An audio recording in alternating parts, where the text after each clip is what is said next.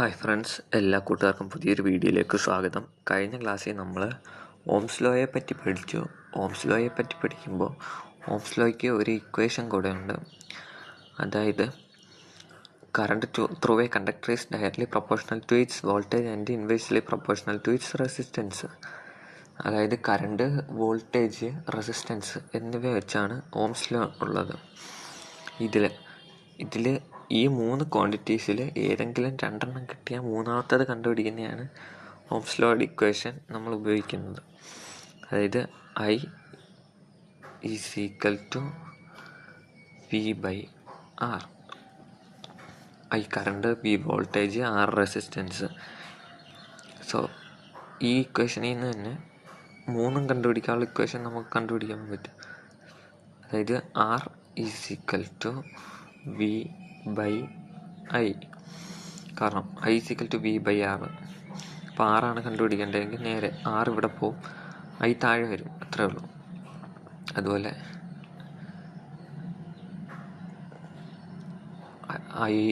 V ആണ് കണ്ടുപിടിക്കേണ്ടതെന്ന് ഇരിക്കട്ടെ, V voltage ആണ് കണ്ടുപിടിക്കേണ്ടതെങ്കിൽ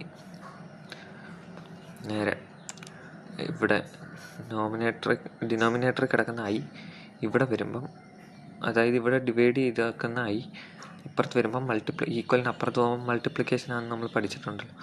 അതുപോലെ തന്നെ IR എന്ന് വരും, അല്ലെങ്കിൽ RI എന്ന് വരും. എങ്ങനെ എഴുതിയാലും ശരിയാണ്. ഇനി നമുക്കൊരു ഇക്വേഷൻ ചെയ്ത് നോക്കാം. അതായത് I 5, V voltage 200 voltage, 5 ampere ആണെന്നിരിക്കട്ടെ. അതായത് റെസിസ്റ്റൻസ് നമുക്ക് കണ്ടുപിടിക്കാം. ഇനി ഇതിൽ നിന്ന് റെസിസ്റ്റൻസ് എങ്ങനെ കണ്ടുപിടിക്കാം? ആറിൻ്റെ equation means R is equal to V/I എന്ന് കിട്ടി. ഇനി ഈ ഇക്വേഷനിലോട്ട് V 200 divided by I 5, I 4 20, അതായത് 40 എന്ന് കിട്ടി. 40 ഓം.